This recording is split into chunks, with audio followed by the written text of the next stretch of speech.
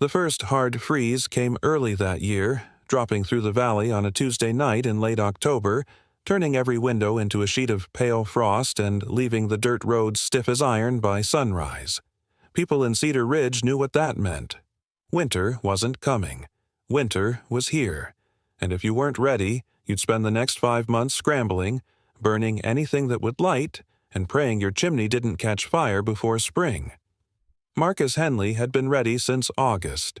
He'd cut, split, and stacked 12 cords of mixed hardwood along the south side of his cabin, each row rising in precise tiers with airspace between the logs and a slanted roof of corrugated tin to shed the rain, but let the wind through. Most folks around Cedar Ridge thought Marcus was overthinking it.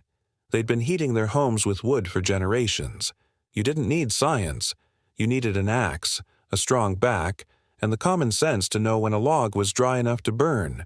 You could tell by the weight, by the sound it made when you knocked two pieces together, by the cracks radiating out from the ends. That's how it had always been done. But Marcus wasn't like most folks. He'd worked commercial logging operations for 15 years before buying his 10 acres and building the cabin himself. And in those years he'd learned that assumptions killed more men than chainsaws ever did. You measured tension before you felled. You calculated loads before you hauled. And if you were going to bet your winter comfort on a pile of firewood, you damn well measured the moisture content before you touched a match to it.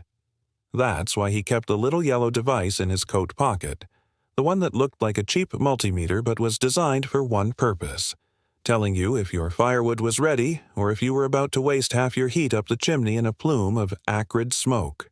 The trouble started on a Saturday morning at Gunderson's Feed and Supply, the only place in town that sold everything from chicken wire to chainsaw oil. Marcus had stopped in for a new splitting maul, and he'd made the mistake of mentioning his moisture meter to Eddie Gunderson, who was leaning against the counter with a coffee mug in one hand and a skeptical look that seemed permanently etched into his weathered face. Eddie had been running the store since before Marcus was born, and he had opinions about everything, especially about outsiders who moved up from the city and thought they could teach mountain folk how to live. "A moisture meter," Eddie repeated, drawing the words out slow like he was tasting something sour. "For firewood." "That's right," Marcus said, setting them all on the counter. "Tells you the exact percentage. Anything under 20% burns clean. Anything over, you're wasting fuel and coating your chimney with creosote." Eddie snorted. "I've been burning wood for 43 years, and I've never needed a gadget to tell me if a log's dry. You split it, you stack it, you let it sit through summer, and come fall it's ready. That's how it works." "That's how it works if you're lucky," Marcus said. "But if you cut late, or if you're burning softwood, or if we get a wet September, you might be burning wood at 30 or 40% moisture. That's half your BTUs going up the stack as steam." "BTUs," Eddie muttered, shaking his head. "Next thing you'll be telling me I need to calibrate my firebox." A couple of other men had drifted over by then, drawn by the tone of the conversation. One of them was Ray Kimball, a thick-shouldered guy in his 50s who ran a small sawmill on the edge of town. Ray had a reputation for speaking his mind, and he didn't look impressed. "Let me guess," Ray said, hooking his thumbs in his belt loops. "You paid $50 for a toy that tells you what your hands already know." "I paid $37, Marcus said evenly, "and it saved me more than that in wasted wood already." "Saved you wood." Ray laughed, a short bark of disbelief. "You know what saves wood. Not burning half-rotten pine because you were too lazy to split oak. You know what saves wood? Building a fire that actually gets hot instead of smoldering all night because you stuffed your stove full and choked the air down." Marcus felt his jaw tighten, but he kept his voice calm. "I split oak, and I build hot fires, but I also test my wood, and I can tell you for a fact that when I burn verified dry wood, I use 30% less to heat the same space." "Verified," Eddie said, as if the word itself was ridiculous. "You sound like one of those internet experts. Next, you'll have a spreadsheet for your kindling." The men laughed. Marcus paid for them all, said nothing more, and walked out into the cold. The sky was the color of old steel, and the wind had an edge that cut straight through his canvas jacket. He loaded them all into the back of his truck and sat behind the wheel for a moment, watching the breath fog against the windshield. He wasn't angry. He'd expected resistance. People clung to the old ways, especially in places like Cedar Ridge, and there was a certain logic to it. The old ways had kept them alive. But the old ways also filled emergency rooms with carbon monoxide cases and burned down houses when chimneys caught fire. The old ways wasted wood and money and time. And Marcus knew that when winter really locked in, when the temperature dropped to 10 below and stayed there for a week, people would start to notice who was burning through their woodpile and who wasn't. He drove home and spent the afternoon splitting rounds from a cord of red oak he'd cut in June. Each swing of them all felt good, the crack of the wood, the clean split down the grain, the two halves falling away. He liked the rhythm of it, the simplicity. But when the pile was done, he didn't just stack it and call it a day. He pulled the moisture meter from his pocket, chose a split log at random, and drove the two metal probes into the fresh-cut face, waiting for the digital readout to stabilize. 18%. He tested another. 19. A third, read 17. All within the ideal range. He moved to the older stack, the one he'd cut in early spring, and tested those as well. 15%, 14, 16. Perfect. The wood was ready. But out of curiosity, he walked to the far corner of his property, where he'd stacked a half cord of ash that he'd cut late in the season, just a few weeks ago. He split one of the rounds and tested it. 32%. He tested another. 29. Still too wet. If he'd been relying on feel alone, he might have convinced himself it was close enough.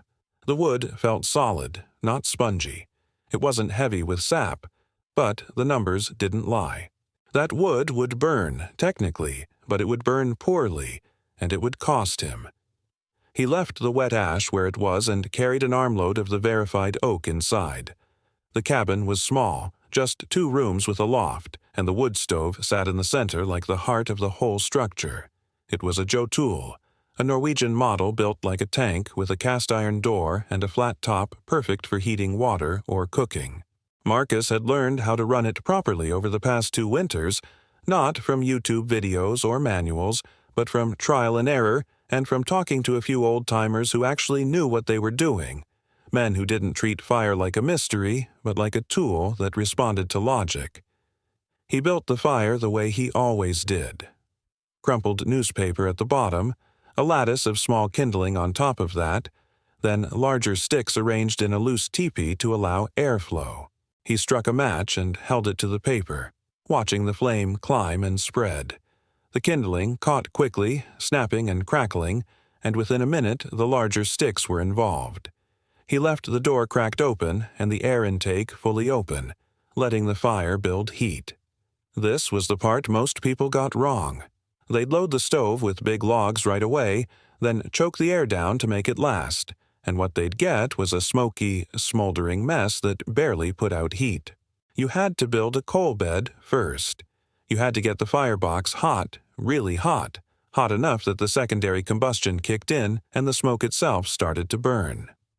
When the coal bed was glowing orange and white, he added 2 medium splits of oak, placing them across the coals with space between them. He closed the door but kept the air intake wide open. The wood caught immediately, flames wrapping around the splits, and within 5 minutes the stovetop thermometer climbed past 400 degrees. That's when he adjusted the air, cutting it back halfway, and watched the flames settle into a steady, controlled burn. The heat radiating from the stove was immediate and intense, filling the cabin, driving the chill out of the corners. He put a kettle of water on top and listened to it start to murmur. This was what dry wood did. It gave you heat. Not smoke, not frustration, not a cold cabin and a dirty window. Just heat. But not everyone in Cedar Ridge was so fortunate. By the middle of November, the temperature had dropped into the 20s at night and barely climbed above freezing during the day. Snow fell in short, sharp bursts, dusting the valley in white and turning the roads into rutted ice. People started burning in earnest, and that's when the problems began.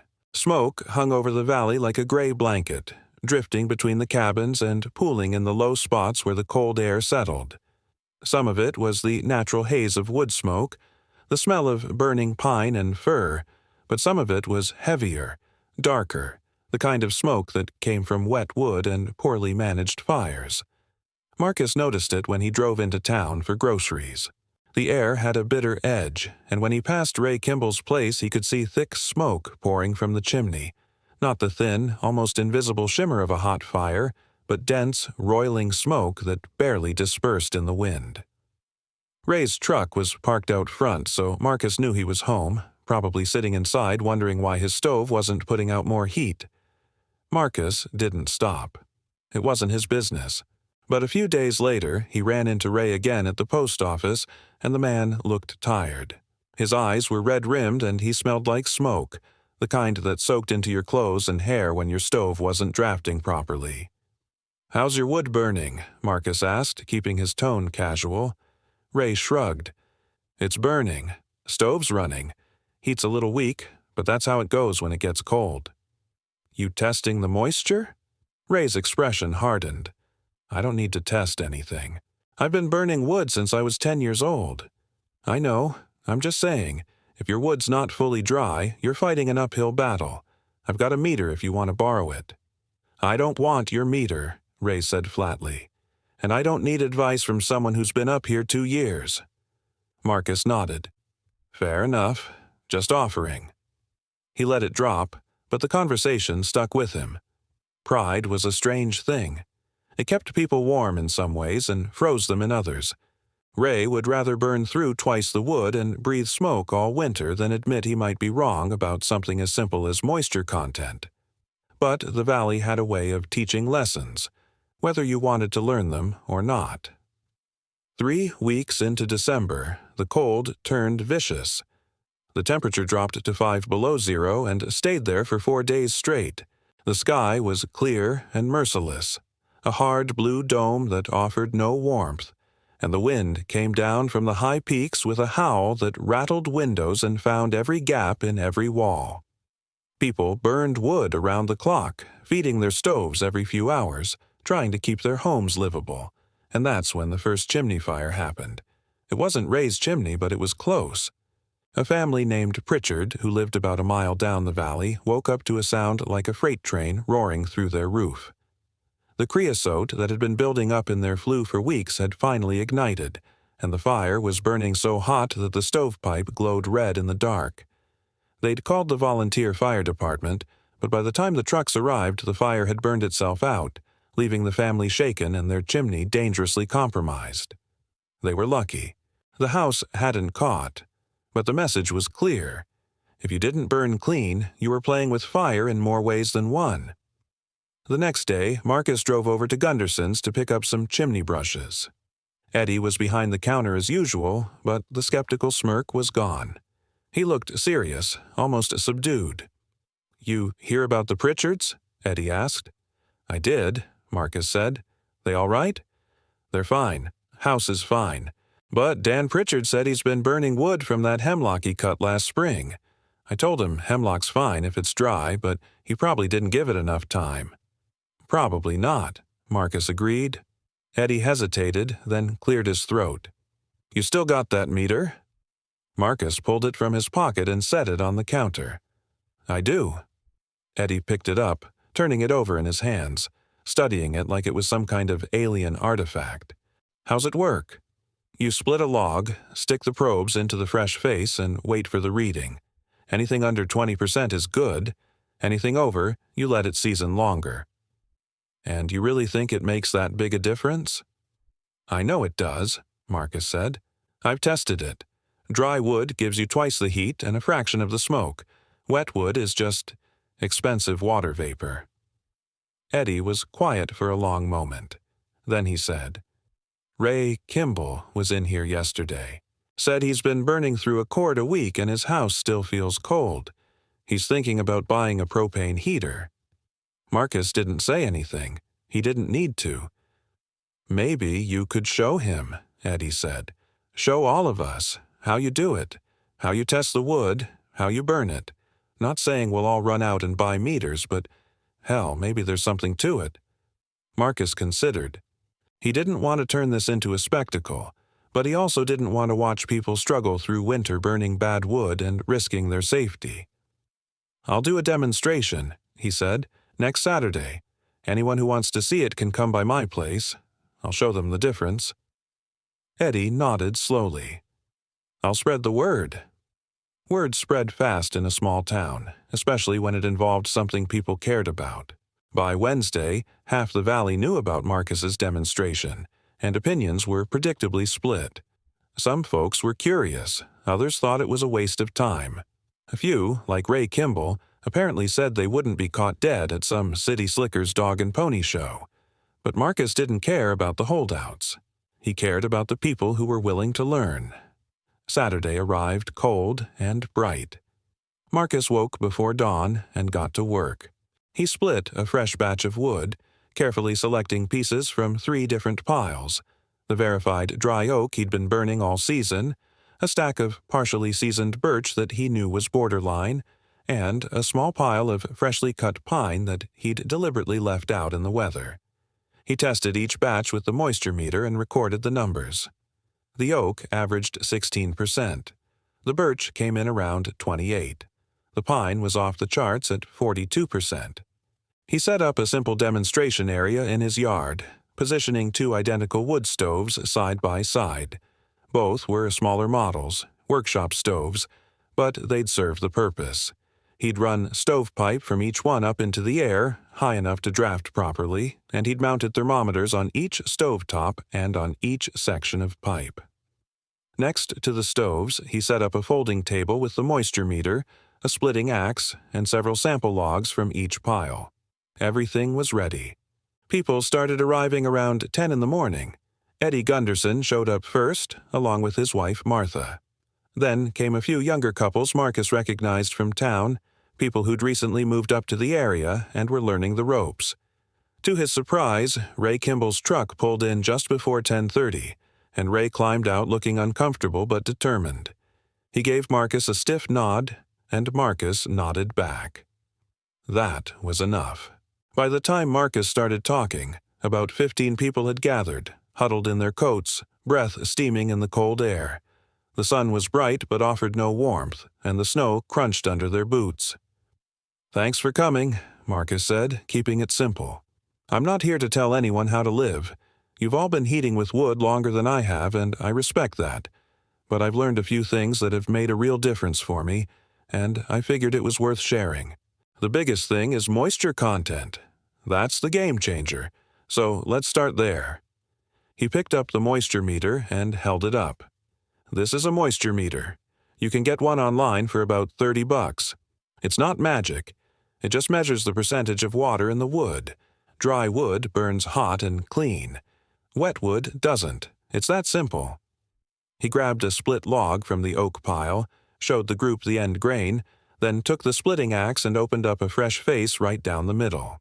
"You don't test the outside," he explained. "The outside dries first, but the core holds moisture longer, so you split it and test the fresh face." He pushed the metal probes into the wood, and the meter beeped. The readout showed 15%. "This is good wood," Marcus said. "This is ready to burn."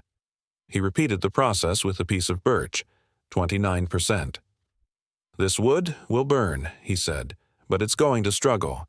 You'll get smoke, less heat, and you'll use more of it to stay warm." Then he tested the pine. 41%. A few people in the crowd winced. "This," Marcus said, "is basically a wet sponge shaped like firewood. If you try to burn this, you're going to have a bad time." Ray Kimball spoke up. "So you're saying we just don't burn anything over 20%? "That's exactly what I'm saying," Marcus replied. "If it's over 20, let it season longer. Stack it where the wind can hit it, keep it off the ground, cover the top but leave the sides open. Give it time." "But what if you don't have dry wood?" someone asked. "What if everything you cut is still wet?" "Then you burn what you have to burn," Marcus said honestly. "But you do it smart. You build a hotter fire, you don't choke it down as much, and you clean your chimney more often. You don't pretend the wood is dry when it's not." He let that sink in, then gestured to the two stoves. "All right, let's see the difference." He built identical fires in both stoves, using the same amount of kindling, the same method, the same timing. Once both fires were established with solid coal beds, he loaded the first stove with 4 splits of the dry oak and the second stove with 4 splits of the wet pine. He adjusted the air intakes to the same setting and stepped back. "Now we wait," he said. The difference became obvious within 10 minutes. The oak caught immediately, flames wrapping cleanly around the wood, and the stovetop thermometer began climbing. 200 degrees, 300, 400. The heat radiating from the stove was noticeable even from 5 feet away. The stovepipe thermometer showed a good draft, and when Marcus opened the door briefly to let people see inside, the flames were bright and active, with almost no visible smoke. The pine stove was a different story. The wood smoldered more than it burned, producing thick white smoke that barely ignited. The flames were weak and lazy, and the stovetop temperature struggled to break 200 degrees. The stovepipe was cooler too, which meant less draft, which meant more smoke backing up into the firebox. When Marcus opened that door, the smell that rolled out was acrid and unpleasant, and several people took a step back. "This is what wet wood does," Marcus said, closing the door. "It doesn't burn. It steams. You're spending all your energy boiling off water instead of generating heat." He let both stoves run for another half hour, adding more wood as needed and keeping detailed notes. By the end of the test, the numbers were stark. The oak stove had maintained an average temperature of 420 degrees, while the pine stove had barely cracked 230. Marcus had burned through 4 oak splits to keep the heat steady. The pine stove had needed 7 splits and still wasn't producing comparable heat, and the smoke difference was undeniable. The oak stove's chimney emitted a faint shimmer, barely visible. The pine stove's chimney belched gray-white smoke that hung in the air like fog. "That's a 60% reduction in visible smoke," Marcus said, pointing to the 2 chimneys. "And roughly double the heat output. Same stove, same fire management. The only variable is the wood." Ray Kimball stood with his arms crossed, staring at the 2 stoves. Finally, he spoke. "How much wood do you go through in a week?" "About a quarter cord," Marcus said. "Sometimes a third if it's really cold."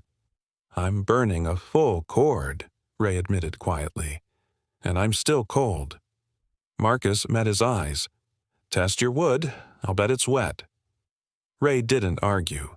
The demonstration wrapped up around noon, and people lingered, asking questions, passing the moisture meter around, testing random logs from their own trucks.